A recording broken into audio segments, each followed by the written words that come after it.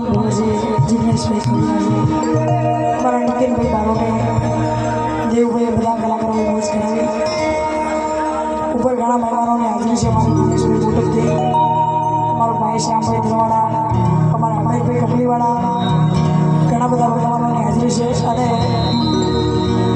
આષાઢા ગામ દૈત બાપા ગૌ સેવા ટ્રસ્ટ અને અમારા નરસિંહભાઈ નોગો અને મુકેશ કોગો અમારા આષાઢા અને આખા આષાઢા ગામના આમંત્રણને માન આપીને ખાસ તમને મોજ કરાવવા માટે આવ્યું છું અને તમને મોજ આવે એવા ગીતો ગાવા છે એટલા માટે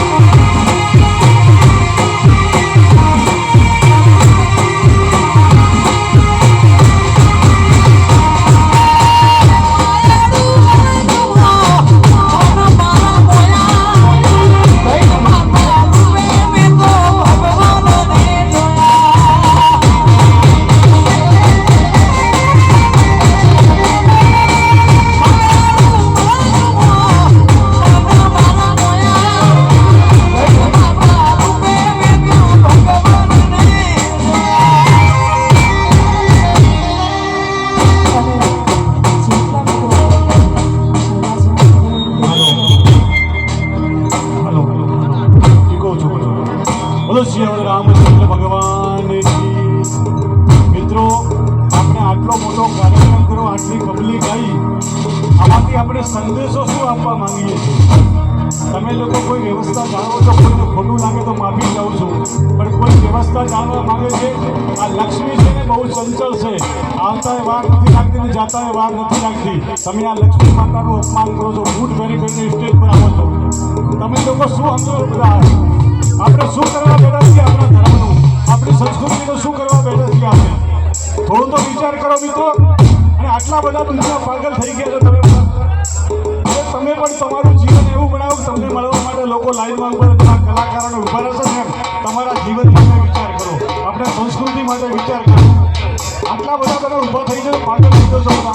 કોઈ ઉભા બેસી નથી શકતા, તમે કોઈ શાંતિથી બધા બેસી જાઓ, પોતપોતાનો વિચાર ગ્રહણ કરો. બૂટ ચપ્પલ પહેરીને સ્ટેજ ઉપર આવવા સરસ સરસનું માનું સ્થાન છે મિત્રો. અને અહીંયા આટલા પૈસા પડ્યા છે, લક્ષ્મી પડી છે, આ ઉપર તમે બૂટ પહેરીને ઉભા રહો. એ લક્ષ્મીનું માન સન્માન જાળવો. આવતા વાર લાગતી નથી અને જતાય વાર નથી લાગતી. થોડું ધ્યાન આપજો. ખોટું લાગે તો માફી ચાલો, બધા આગળ ફોલો કરીને બની જજો. કોઈ કલાકારો ચૂપચાપ લાખો રૂપિયા ખર્ચીને કલાકારો લાવ્યા હતા, તમે શું વ્યવસ્થા સાચવી? ચલો એટલે શાંતિથી કોઈ બે ભજન સાંભળી શક્યા તમે? એક જવાબ આપજો. આટલા લાખો રૂપિયાનો ખર્ચ કર્યો છે, લોકો ડીઝલ બાળીને આવે છે દૂરથી, લાખો રૂપિયા દાતાઓએ દાન આપ્યું છે, એનો શું મતલબ નીકળ્યું? તમે કોઈ કલાકારનો એક ગીત પણ શાંતિથી સાંભળ્યો છે? આ જિગ્નેશભાઈ કવિરાજ છે, ગમનભાઈ ભુવાજી કંઈ એમને એમ નથી આવતા. કેટલી મહેનત કરી છે આયોજકોએ, ત્યારે અહીં સુધી આવે છે. ભલે તમારા ગામના છે દેવ પગલીજી, પણ એ ભલે કરે છે, સારું કાર્ય કર્યું છે એમણે. એ આખા ગામ માટે લોકો તો બહારથી કલાકારો લાવે છે, કેટલું મોટું કામ કરે છે. અરે એમને મળવા માટે એપોઇન્ટમેન્ટ લેવી પડતી હોય છે કલાકારોને. અને તમે શું સાચવો છો બધા? બિલકુલ વ્યવસ્થા નહીં. કોઈ બૂટ પહેરીને પૈસા ઉપર તમે આવો છો બધા. કોઈને ખોટું લાગ્યું તો માફી ચાહું છું, પણ ગૌશાળા માટે ગાયોને આવા પૈસાની જરૂર નથી. એમ ફેંકા ફેંક બંધ કરો. ગૌ માતાને આપવાવાળા એવા દાતાઓ બેઠા છે કે રામ ભરોસે પૈસા આવે છે. આમ તમારા ઉડાડેલા પગો ઉપર બૂટ ચપ્પલ નીચે ચપડાના પૈસાની જરૂર નથી ગૌ માતાને. મિત્રો, કોઈને ખોટું લાગે તો માફી ચાહું છું. બેસી જાઓ, બેસી જાઓ.